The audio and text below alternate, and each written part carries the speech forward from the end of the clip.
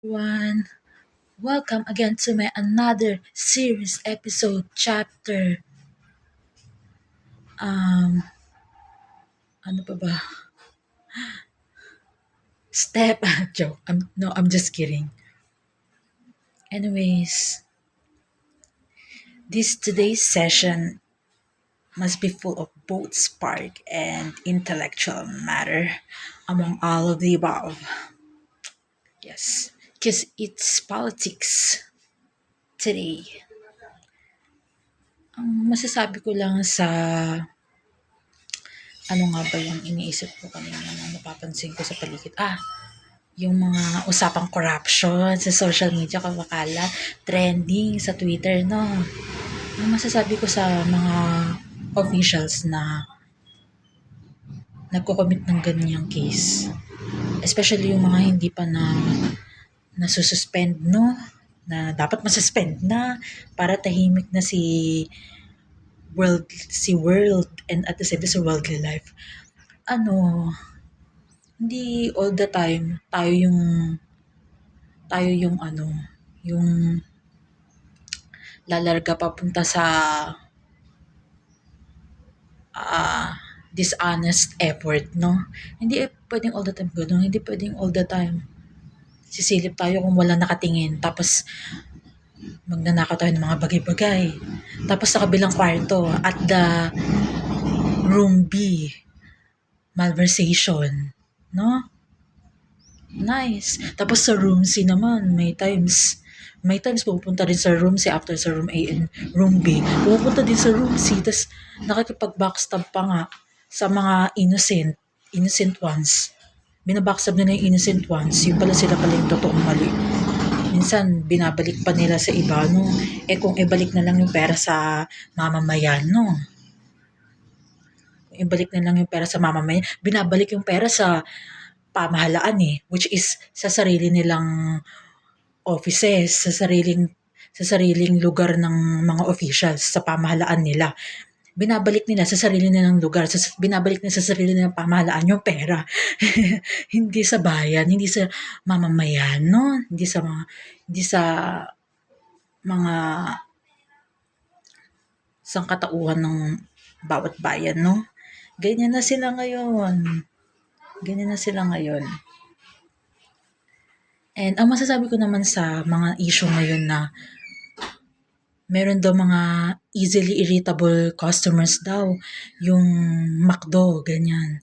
Yung fast food chain na McDo, ayun nga daw, meron nga daw gano'n na nanapak ng crew. Kasi ang tagal-tagal daw, more than 10 minutes yata, or hindi lang, basta ang tagal daw talaga.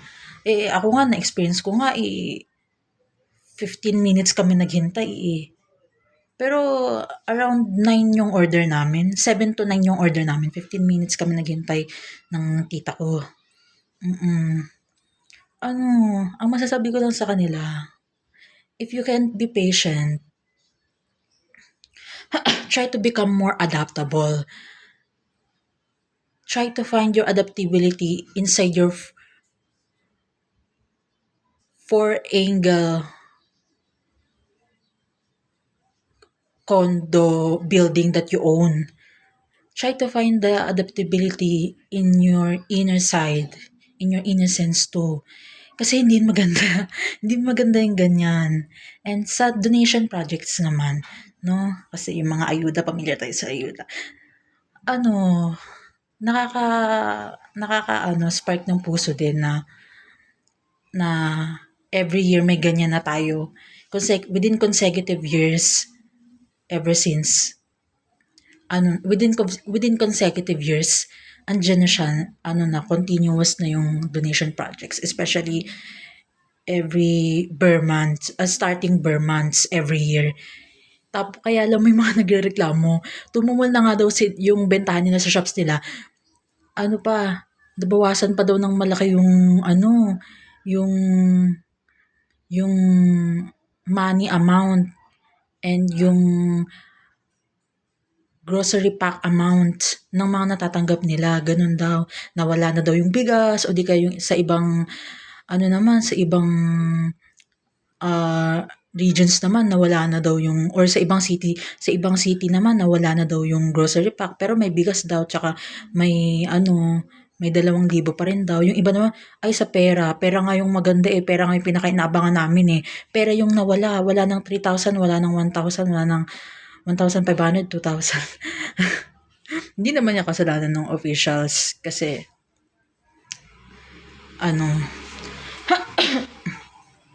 hindi naman sa nag-abolish sila or hindi trip nilang magkaroon ng abolishment. Hindi naman sa nag-abolish sila ng obligation pero alam niyo yun, hindi natin sila kailangan tawagin na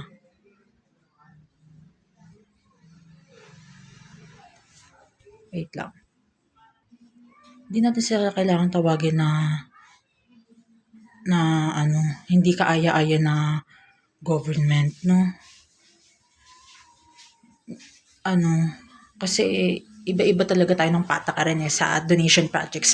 At least, kasi may nakikita naman ako, sandamakmak naman yung bigas, sandamakmak naman yung grocery packs in one house of family. Many family members naman yung more than 5 grocery packs. Uy, ang dami na nun ah. In one grocery pack, two food recipes. O, two food recipes lang, pero sandamakmak naman. Within 3 days, aabot yung pagkain sa dami ng grocery packs na natanggap sa donation project ng barangay, no? 'Di ba? So, tiyaga-tiyaga lang tayo ng district. Tiyaga-tiyaga lang tayo. Kakayanin din yan ng process. Tapos, mag-voice out tayo ng concern natin in very private way, not just in private way lang. Yun.